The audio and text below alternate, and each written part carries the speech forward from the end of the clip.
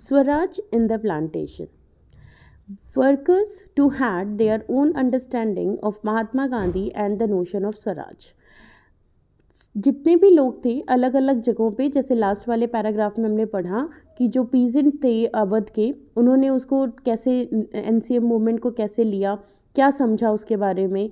फिर हमने देखा कि जो ट्राइबल कम्युनिटी थी आंध्र प्रदेश की गुड्डम हिल्स की, जिसमें अल्लूरी सीतारामा राजू थे, उसने उसको कैसे समझा। और वैसे ही स्वराज को प्लांटेशन वर्कर जो कि आसाम में थे, जो प्लांटेशन टी प्लांटेशन वर्कर्स थे, उन्होंने स्वराज का मतलब क्या समझा, वो हम पढ़ेंगे इस वीडियो में। That for plantation workers in Assam freedom mean the right to move freely in and out of the confined space in which they were enclosed. Plantation worker को एक एरिया दे दिया जाता था कि आपको उतने एरिया से बाहर नहीं निकलना है, ठीक है, वहीं पे आपको काम करना है, उतने ही एरिया में आपको रहना है।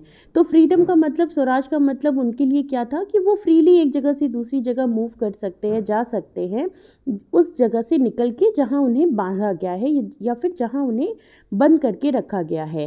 And it mean retaining a link with the village from which they had come.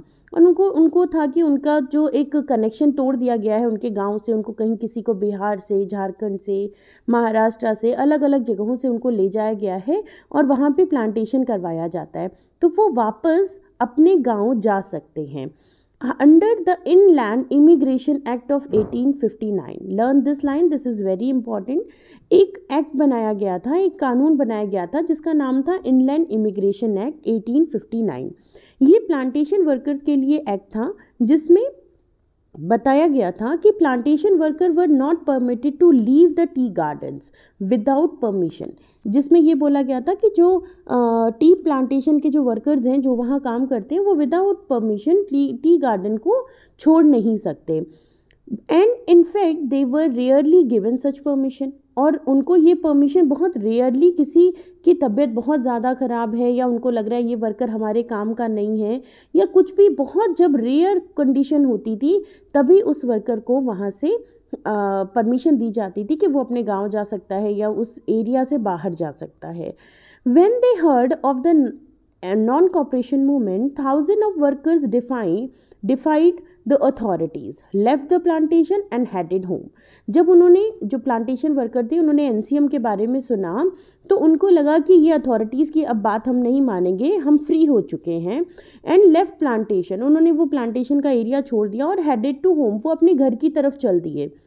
They believed that Gandhi Raj was coming, उनको लगा कि गांधी राज आ गया है। And every one would be given land, और सबको जो भी उनकी गांव में जो ज़मीनें उनसे छीनी गई थी, एक्चुअली ब्रिटिशर्स क्या करते थे कि जब उनको पहले लोन देते थे या उन पे टैक्स लगाते थे, तो टैक्स लगाते लगाते इतना ज़्यादा हो जाता था कि वो टैक्स जो पीजेंट थे वो उसको फिल नहीं कर पाते थे, जिसकी वजह से वो उनकी लैंड को अनेक्स कर लेते थे, हड़प लेते थे।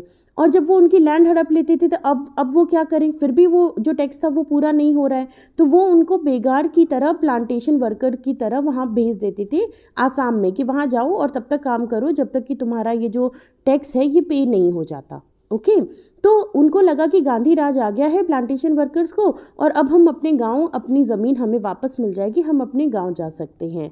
However never reach there destination, लेकिन ऐसा नहीं हो पाया, वो अपने गांव तक नहीं पहुंच पाए। Stranded on the way by a railway and steamer strike.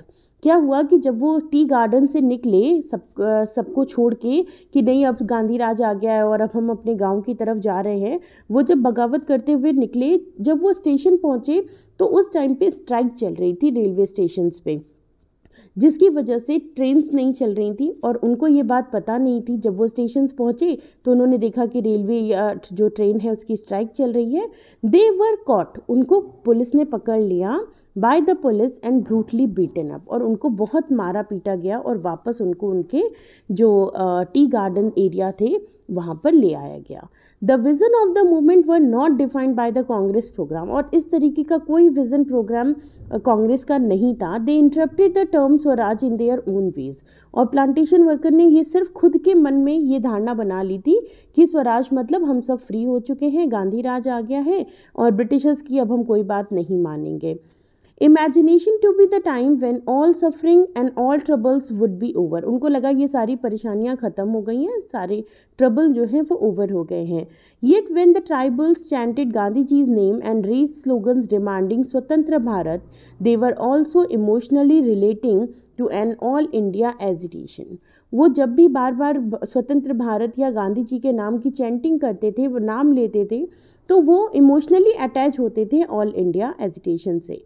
When they acted in the name of the Mahatma Gandhi or linked their movement to that of the Congress, they were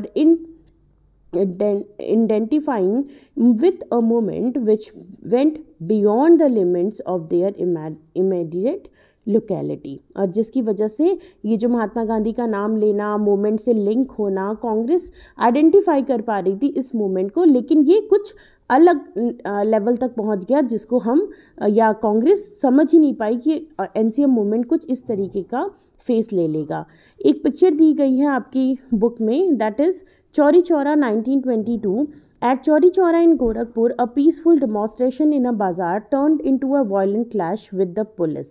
Hearing of the incident, Mahatma Gandhi called a halt to the non-cooperation movement. यही वो period है, या आपके में question आता है कि when was the Gandhi ji called off the NCM and why was the Gandhi ji called off the NCM? तो this is the answer, Chauri Chaura in 1922, that was the place जहाँ पर violent clashes हो गए थे demonstration करते वक्त, जो जनता थी और जो पुलिस थी उसके बीच में, जिसकी वजह से गांधी जी ने नॉन कोऑपरेशन मूवमेंट को होल्ड कर दिया था, रोक दिया था, या उतने टाइम के लिए ख़त्म कर दिया था। So this is the para. Now then in next video we learn about the next para towards civil disobedience movement. Thank you.